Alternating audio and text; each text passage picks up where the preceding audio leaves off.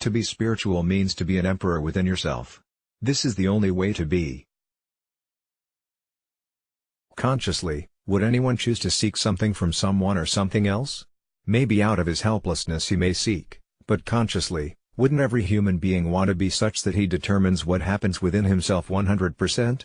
It does not mean you have to become totally self-sufficient. For external things, maybe you will have to go to the world outside, but within yourself, everything is there, you don't have to seek outside. Even somebody's company is not needed for you. If another person needs it, you will give it, but by yourself, you don't need anyone's company.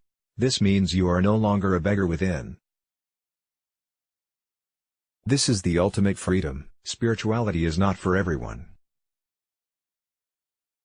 If you have the strength and the courage to just take up anything in the world and do it well, then maybe you can be spiritual. This is not for people who cannot do anything else. Right now, this is the impression that a lot of people have, that only useless, good-for-nothing people become spiritual.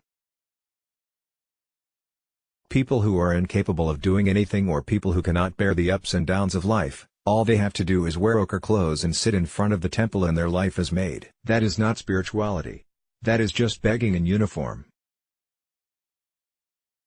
If you have to conquer your consciousness, if you have to reach the peak of your consciousness, you can never reach it in the garb of a beggar. There are two kinds of beggars, Gautama the Buddha, and people of that order are the highest kind of beggars.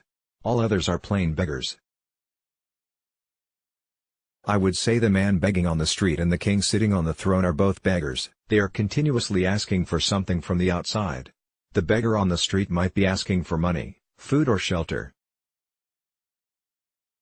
The king might be asking for happiness, or conquering another kingdom or some such nonsense. But everybody is begging for something. Gautama begged only for his food. For the rest he was self-sufficient. All others, the only thing they don't beg for is food. For everything else they beg. Their whole life is begging. A spiritual person has earned everything else from within. He only begs for food. Once it is like this person leads a different way of life. Once there is no hankering, once there is no need within him, only then he knows what love is, what joy is, what it means to really share. Sharing means, you don't have to give me anything because I don't need anything from you, but anyway, I will share this with you. Setting up a whole life of barter may be convenient, but it is the way of the weak. This weakness is the first thing that has to go if you want to meet the ultimate. If you want to meet him, you better be on his terms.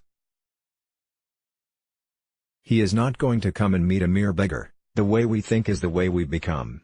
Whatever you hold as the highest, naturally all your energies get drawn towards that. A person who wants to walk the spiritual path has to make it that way in his mind. He has to be alive that this is the first and last thing that I want in my life. So, naturally all his energies are oriented towards it. Only then the moment-to-moment struggle is gone and you don't have to struggle to correct yourself. Sadhguru is a yogi, mystic, a best-selling author and poet. He was conferred the Padma Vibhushan in 2017. Aisha.sadhguru.org. Let's block ads. Why?